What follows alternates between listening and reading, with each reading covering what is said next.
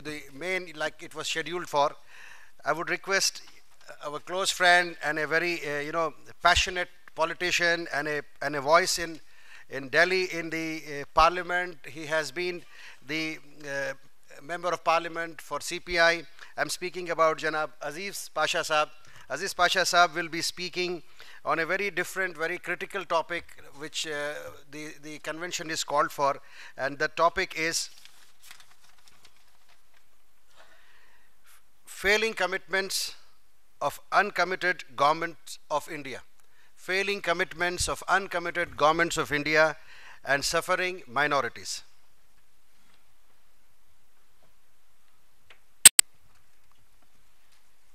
नशीन पे बैठे हुए बहुत ही इंटेलेक्चुअल कैलिबर के लोग और इस अगस्त गैदरिंग में मौजूद बुजुर्गों, दोस्तों और साथियों, अभी आपने दो दानिशमंदों के ज़रिए कई मालूमात सुनी। उसके बाद ऐसा लग रहा है कि क्लाइमेक्स के बाद एंटी क्लाइमेक्स कहीं ना हो जाए। मैं उस डर से थोड़ा सा खायफ हूँ। मैं उसके बावजूद भी, चूँकि मैं अपनी प्रैक्टिकल फील्ड में इन तमाम चीज़ों को देखा हूँ जो मैं आपसे बयान करना चाहता हूँ कि आए दिन मरकज़ी हुकूमत जो वादे कर रही है UPA 1 या UPA 2 में, और मैं एक पार्लियामेंट मेंबर राज्यसभा में 6 साल रहने की वजह बिल्कुल नज़दीकी से देखा कि किस हद तक वादे वफा हुए और नहीं हुए तो क्यों, उसमें दोष किसका है। तो हम देख रहे हैं कि वादे तो बहुत हो रहे हैं, मैं उन वादों पर अमलावरी नहीं हो रही। मेरा मकसद 5 ईयर प्लान्स जो 11th 5 ईयर प्लान और 12th 5 ईयर प्लान है, जिसमें हुकूमत ने बहुत कुछ वादे किए, उनको ख्याल आया, चूँकि सच्चर कमेटी और रंगनाथ मिश्रा कमीशन, हालांकि उससे पहले भी उनके पास पूरे आंकड़े एदाद शुमार मौजूद थे, गोपाल सिंह कमीशन को सामने रखते हुए, और भी नेशनल सैंपल सर्वे का जो आए दिन उसके जो सर्वेस होते हैं, नेशनल सैंपल सर्वे 43, 50, 55 और 61, बिलखुसूस मुस्लिम अक़लियत के बारे में, उनकी ज़बू हाली के बारे में जो उस पर रोशनी डाली गई, वो भी हुकूमत के पास है। ये बात नहीं है कि हुकूमत इन चीज़ों से वाकिफ़ नहीं है, बखूबी वाकिफ़ है। कि आज हम देख रहे हैं कि कितना इस तबके को मार्जिनलाइज करने की कोशिश किया गया और किस हद तक इनको जो डेवलपमेंट इंडिकेटर्स हैं उससे दूर रखने की कोशिश किया गया, दानिस्ता या नादानिस्ता तौर पे। तो जब तक इसके खिलाफ आवाज़ नहीं उठानी चाहिए तो वो हुकूमत जो है ना हरकत में नहीं आती, वो ने अपनी आंखों से देखा। इसलिए कि 11th 5 ईयर प्लान का जो हमारे सामने जो आंकड़े थे, मिनिस्ट्री ऑफ सोशल जस्टिस कहती है कि 56,000 करोड़ देना चाहिए। उसके बाद ये मैं 12th 5 ईयर प्लान की बात बोल रहा हूँ। तो इसके बाद खुद प्लानिंग कमीशन की जो स्टीयरिंग कमेटी है वो कहती है कि 42,000 करोड़ देना चाहिए, अल्टीमेटली हमको मिलता है 17,000 करोड़। तो इस सिलसिले में हम तमाम MPs को, जिसमें मुस्लिम ही नहीं बल्कि सेकुलर MPs डी राजा को भी साथ लेके थे, हमारे अदीब साहब भी साथ थे, तो प्लानिंग कमीशन के वाइस चेयरमैन से हमने अपॉइंटमेंट लिया। उस वक्त प्लानिंग कमीशन की मेंबर जो इसके चेयरपर्सन थे स्टीयरिंग कमेटी की सईदा हामिद, वो भी मौजूद थे। उनके सामने जब हमने पूछा कि भाई आपको रिकमेंडेशन जो सिफारिश मिलती है 42,000 करोड़ इन 12 फाइव प्लान में खर्च करना चाहिए, तो आप उस बात को नजरअंदाज करके 42,000 करोड़ की बजाय 17,000 करोड़ क्यों दिए? तो हमको जवाब मिलता कि भाई इससे पहले 11th फाइव प्लान में हमने कुछ कोटा मुख्तस किया, हम देखते हैं कि उसका 50% भी जो ना अमलावरी नहीं हुई, तो मुख्तस करने से क्या फायदा? तो उस वक्त मैं हमारे वाइस चेयरमैन अहलवालिया साहब से पूछा, तो इसमें कसूर किसका है? आपकी एडमिनिस्ट्रेटिव मिशनरी का है या मुस्लिम तबके का है या माइनॉरिटीज का है? तो आपका एडमिनिस्ट्रेटिव डिफेक्ट की वजह से, आपकी एडमिनिस्ट्रेटिव मिशनरी की खतावारी की वजह से क्यों एक कम्युनिटी क्यों सफर होना चाहिए? खैर वो लाजवाब हो गए। मैं उनका यही जवाब था कि हम इससे पहले जो अमाउंट दिए और कैसे दिया अमाउंट, वो भी 11th फाइव प्लान में 17,000 करोड़ का ऐलान हुआ, मगर मुख्तस किए गए 7,000 करोड़, वहीं पे 10,000 करोड़ रुपए की कटौती होगी। इसके बाद अमलावरी अगर हम देखते हैं तो खाली 43% हो। एक और मर्तबा हम जो जब तमाम कुछ एमपीज एक्टिवली इसमें हिस्सेदारी कर रहे थे, तो हम जो है प्लानिंग कमीशन के 2 मेंबर्स को बुलाया, हुनरमंदी और चाइल्ड एंड वुमेन्स वेलफेयर के बारे में। तो प्लानिंग कमीशन के जो मेंबर हुनरमंदी को जो देखते हैं स्किल डेवलपमेंट के बारे में, उन्होंने कहा कि भाई साहब ये बात मत समझिए कि खाली माइनॉरिटीज़ के साथ ही, मुस्लिम माइनॉरिटी या माइनॉरिटीज़ के साथ ही ये नाइंसाफ़ी हो रही। आपको सुनकर ताज्जुब होगा कि दलित इश्यू को लेकर जब हम जो है ना स्पेशल कंपोनेंट प्लान बनाए और जब हमने तमाम मिनिस्ट्री से दरख्वास्त की कि बैंक्स में खाता खोला जाए, तो उन्होंने कहा कि 83 मिनिस्ट्रीज में खाली 3 मिनिस्ट्री आगे बढ़ी। तो ये अशर दलितों का, जिनके बारे में सारा जो है ना अपना देश की तवज्जो मरकूज है, जब ऐसी स्पेशल कम्युनिटी के बारे में जो है मिनिस्ट्री आगे नहीं बढ़ी, तो मुसलमानों के लिए क्या आगे बढ़ेगी? तो आखिरी में उन्होंने कहा हम इसको अमलावरी के लिए हमने एक दूसरा रास्ता निकाला। तो हमने एक टास्क फोर्स बनाया, टास्क फोर्स जिसमें होम मिनिस्ट्री, फाइनेंस मिनिस्ट्री और सोशल जस्टिस मिनिस्ट्री। जब ये टास्क फोर्स मॉनिटरिंग करने के लिए, तब कहीं जाके हमको कुछ है ना फतेहाबी हो सके। तो इसके लिए भी जो माइनॉरिटीज के जितने भी टारगेट्स रखे जाते हैं, जब तक ऐसा टास्क फोर्स नहीं बनाएंगे, जब तक उसके ऊपर अमलावरी नहीं होती। तो खैर कहना यह है कि हुकूमत जो है, अब जबकि बात चल रही है सब प्लान की, स्पेशल कंपोनेंट के बाद सब प्लान की बात चली कि आबादी के तनासुब से जो है ना वो बजट है ना मुख्तस करना चाहिए। तो एससीज और एसटीज के लिए बात है ना पाए तकमील पे पहुंच रही। आंध्र प्रदेश गवर्नमेंट ने तो उसको बिल्कुल इम्प्लीमेंटेशन के स्टेज पे ला लिया। अब एक तरफ राजेंद्र सच्चर कमेटी कहती है कि मुसलमानों की हालत दलित से बदतर है। जब दलितों के लिए आप एक सब प्लान बनाते हैं तो मुसलमानों के लिए क्यों नहीं?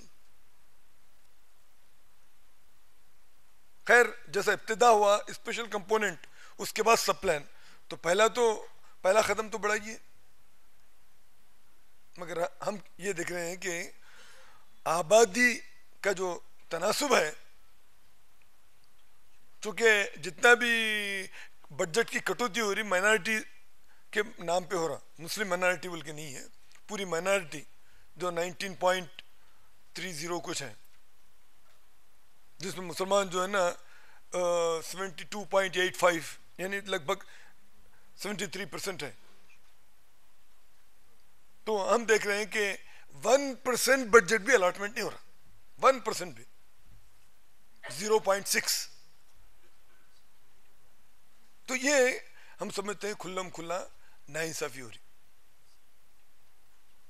आज जितने भी जो स्कीम्स हैं, आपको सुनकर बहुत ताज्जुब होगा कि 1258 स्कीम्स हैं, वेलफेयर स्कीम्स, सेंट्रल और स्टेट गवर्नमेंट के 1258, जिससे मैं समझता हूं कि 90% नाचना है। खैर, हम शुक्रिया अदा करेंगे ज़कात फाउंडेशन का कि उनके वेबसाइट के थ्रू बहुत से लोगों को जो है ना क्या स्कीम्स है, अमलावरी कैसे होती है, लोगों को जो है ना रूशनास करने की कोशिश किए हैं। उसके बावजूद भी हम नाचना है। जनरल स्कीम्स में हमारा दखल अंदाजी क्या है और मखसूस स्कीमें क्या है। असल रोना तो यही है कि हम खुद नाचना है, वाकिफियत नहीं रखते, वे अमलावरी कैसी हो सकती। तो यहां सबसे बड़ी बात है ना, नुक्ता यही है। अब 11th फाइव ईयर प्लान का जो पूरे अगर हम उठाकर देखें, उन्होंने जो एनालिसिस किया है कहां पर डिफेक्ट हुए और कैसे इसको फिर फ्यूचर में क्या करना चाहिए, वो देखने से हमको पता चलता कि उसमें जो सिफारिश की गई कि 23 पॉलिटेक्निक्स बनना चाहिए, बाद में आखिर में जाके सिर्फ 3 पॉलिटेक्निक्स बने और टोटली 28 ITIs के लिए बजट रिलीज हुआ, मगर सिर्फ हुआ 5। जिससे पहले आपने सुना कि कैसे हमारे डॉक्टर सैयद जफर महमूद साहब ने जो कहा कि MSDP के क्या शुरू हुआ, चूंकि डिस्ट्रिक्ट को यूनिट बनाया गया तो जितने भी नौकरशाही जो बैठे हुए नीचे लेवल के, वो लोग उसको पूरा डिविएट करने की कोशिश करें और ऐसे स्कीम्स लाए, general scheme, targeted schemes for targeted group नहीं लाए, जिसके लिए ये पूरा पैसा एक लिहाज से 90% बेकार हुआ। जिस टारगेटेड ग्रुप को फायदा पहुंचना उसको फायदा नहीं पहुंचा। एक मरतबा मैं देखा economic and social political weekly में लिखा था कि कैसे ये लोग स्कीमों को ना डिविएट और बर्बाद करते हैं। तो एक आसाम का एक डिस्ट्रिक्ट है स्कीम मुसलमानों के लिए, मगर वो स्कीम लागू की गई नॉन मुस्लिम डिस्ट्रिक्ट में, मुस्लिम के नाम पे। मैं इमीडिएटली जो है ना आसाम के PCC प्रेसिडेंट, उनसे पूछा मैं कि भाई आप तो PCC प्रेसिडेंट हैं, ये 3 रेफरेंसेस आए आपके आसाम के बारे में, आप इसका जवाब दीजिए बोल के पूछा। कलीटा साहब जो है ना PCC प्रेसिडेंट, पर बेचारे फौरन टेलीफोन करके पूछे वहां पर कि ये 3 गांव हैं जहां पर जो है मुस्लिम फंड से नॉन माइनॉरिटी डिस्ट्रिक्ट में 500 बेडेड हॉस्पिटल डाले, जबकि वहां पर माइनॉरिटीज 5% भी नहीं है। ऐसा ही हुआ। टाइम्स ऑफ इंडिया का एक रिपोर्ट शाये हुआ जिसमें कहा गया कि बाराबंकी जो लखनऊ से मुश्किल से 70 किलोमीटर है, वहां पर 2 ऐसे गांव, 27 सब्जेक्ट टू करेक्शन, जरा मुझे डिस्टेंस लंबा लगा था उस वक्त तो इतना यानी सबर्ब में है, समझे, 27। तो वहां के 1-2 देहातों के बारे में एक करस्पॉन्डेंट ने लिखा, इंदिरा आवास योजना के नाम पर उस गांव में 350 मकान बनाना है मुसलमानों के लिए। तो बाद में पूरी स्कीम तैयार हो गई, जब कब्जा मिला लोगों को, जाकर देखते हैं खाली 35 मुसलमानों को जो है ना वो 350 में मिला, और एक दूसरा बाजू गांव में वहाँ पर हालांकि 90% मुस्लिम पॉपुलेटेड विलेज है।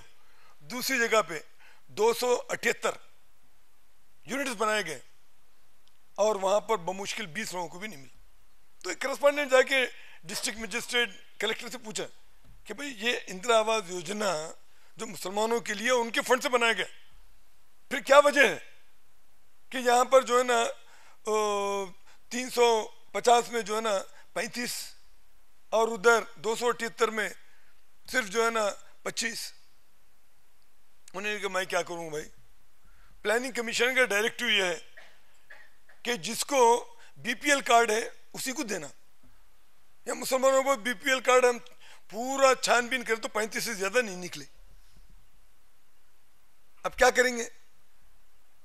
तो उन्होंने कहा कि भाई प्लानिंग कमीशन से पूछिए कि उसको पहले से रीसर्वे करके सर्वे के मुताबिक है ना देना चाहिए। अब हमारे पास सेट गाइडलाइंस है, इस सेट गाइडलाइन के ऊपर मैं भी मजबूर हूँ, हालांकि मैं समझता हूँ कि खुल्ला नाइंसाफी हो रही, पर क्या करेंगे? मैं as a officer, district administrative officer, मैं जो है ना उनके तमाम जितने भी गाइडलाइंस को उल्लंघन तो नहीं कर सकता, उसके खिलाफ ये तो नहीं कर सकता। तो ऐसे कई चीजें जो रास्ते में रुकावट हैं, उन रुकावटों को अगर ना हटाएं तो जिस तबके को के लिए ये अमाउंट थोड़ी सी खतीर रकम हुई, वो खतीर रकम भी नहीं पहुंच रही। अब इस मर्तबा के बजट में अगर हम देखें तो चिदम्बरम साहब ने जो अनाउंस किया वो अमाउंट तो 3,511 करोड़, यानी 3,511 करोड़ जो है ना इस बजट का 2013 to 2014 का 0.21 है, 0.5% भी नहीं है, 0.5% भी नहीं, फॉर ए पॉपुलेशन ऑफ 19.3।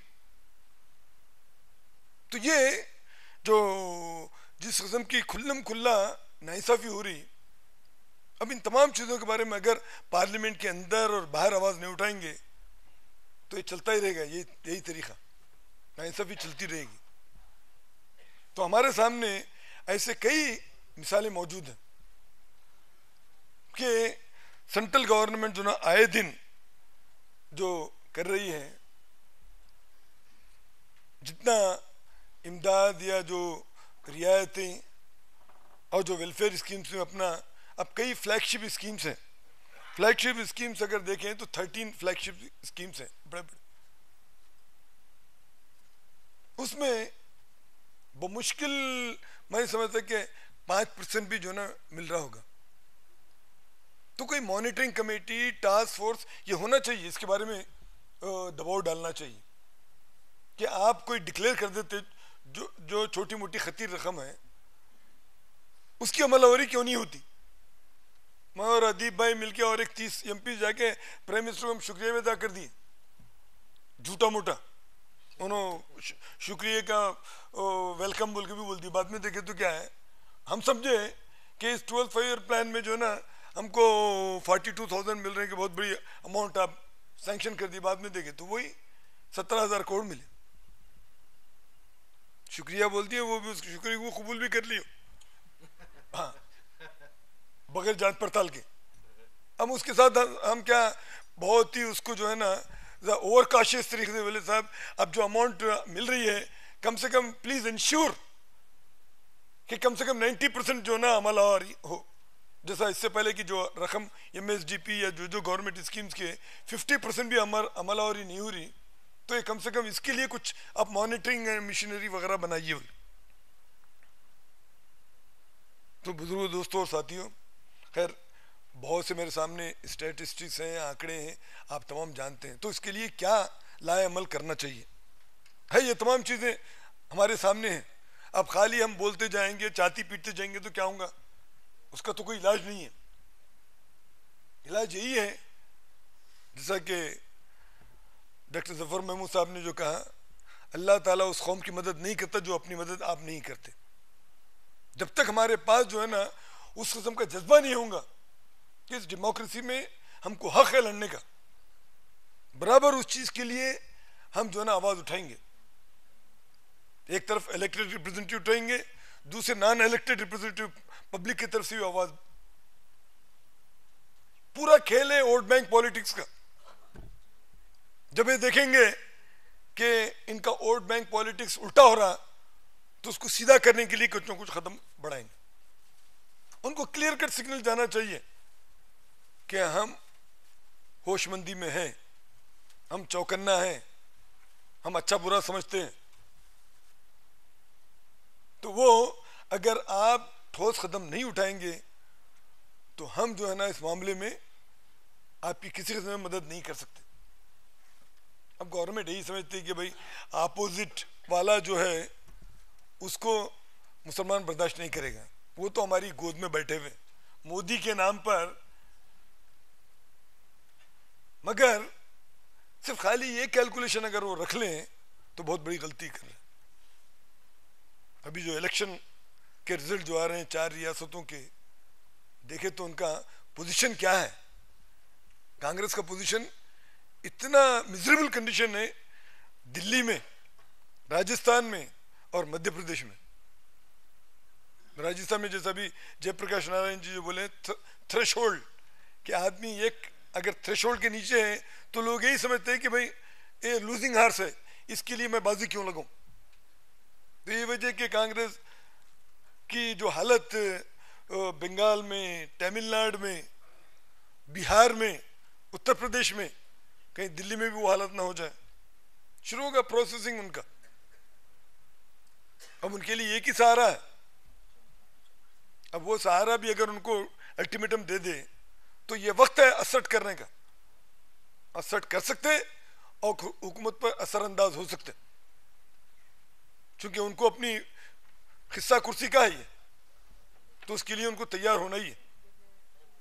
तो मैं ये कहते हुए कि आने वाले दिनों में यूं तो हिंदुस्तान में कई किस्म के जो प्रॉब्लम्स हैं, गरीबी, जहालत, भुखमरी, रिश्वतखोरी, ये तमाम चीज़ों के साथ साथ जिसके लपेट में हम भी हैं और दूसरे लोग भी हैं। और जब बात आती है माइनॉरिटीज़ की या फंड एलोकेशन की, तो उस वक्त उनको बड़ा फिक्र और तरद्दुद होता। अब 12th and 11th five plan, 12th five plan में खाली 99 करोड़ रुपीस बढ़ा दिए गए उतना ही। अब जब कारपोरेट हाउसेस के बारे में रहता तो हुकूमत अपना बिल्कुल फैयाजाना, यानी हम देख रहे हैं कि 4 साल के अरसे में अब तक जो है ना 24 लाख करोड़ रुपए बतौर मुराद और कंसेशन जो है ना ये कारपोरेट हाउसेस को दे दी। 24 लाख करोड़। तो ये लोग जो है कारपोरेट हाउसेस को, उनको जो है ना सराहने और उनके तमाम चीज़ों को करने में कभी पीछे नहीं हटते। जब कभी आम आदमी की या जिस अक़लियती तबका या मुसलमान जिसके खिलाफ खुल्लम खुल्ला नाइंसाफ़ी हो रही, उसके लिए कुछ एडिशनल लोकेशन के लिए वो 1000 मरतबा सोचेंगे। तो उसके लिए ज़रूरी है कि हम अपना दबाव बराबर जारी रखें। और ये वक्त जो है ना सबसे बेहतरीन वक्त है इलेक्शन से पहले, जबकि वोट बैंक पॉलिटिक्स में फंसे हुए जो हुकूमत है, जो हुक्मरान पार्टी है, इसके मामले में ज़रूर खौस करेगी। तो ज़रूरत इस बात की है कि हम इस मसले को लेकर जो है ना पार्लियामेंट के अंदर और पार्लियामेंट के बाहर जो है ना आवाज़ उठाएं। तो मैं समझता हूँ कि वो दिन दूर नहीं है जबकि हमको अपना हिस्सा मिल सकता। सब प्लान की बात हो सकती है, स्पेशल कंपोनेंट प्लान की बात हो सकती है, और जब हमारी हम आ जाती है ना तरक्की हो सकती है। शुक्रिया।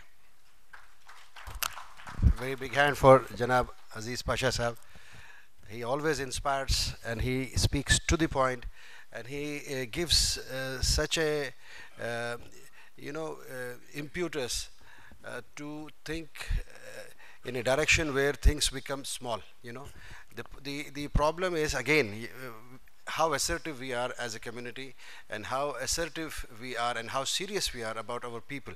ये हॉल में हम बैठ के 5-star होटल में चंद लोग बैठ के अगर बात कर रहे हैं, तो हमारे पीछे 180 करोड़ ऐसे लोग हैं जिसमें अक्सर लोग, उनके पास खाने के लिए खाना नहीं है और उनके दवाएं नहीं हैं, उनके आंसू सूखते नहीं हैं। you know that वो जज्बा अगर हमारे अंदर है तो देन ये सेल्फलेस एफर्ट और अपने आप को झोंक कर हुकूमतों से बात करके उनसे भिड़ने की ताकत पैदा होगी। भिड़ने का मतलब ये नहीं है कि you become violent. I am saying हमारे हुकूक को कानून के दायरे में रहकर हम चला सकते हैं। आपके सामने एक ऐसी मिसाल आज खड़ी हो गई, आप party, just imagine couple of years back these people were nobody, whether it is Anna Hazare or whether it is Kejriwal, आज एक political party बन के challenge कर दिए आपके capital में। तो ये this is a you have to take positive message from here कि हम 180 करोड़ के लोग हम कहीं challenge करने के काबिल क्यों नहीं बन रहे। So with that message now I would request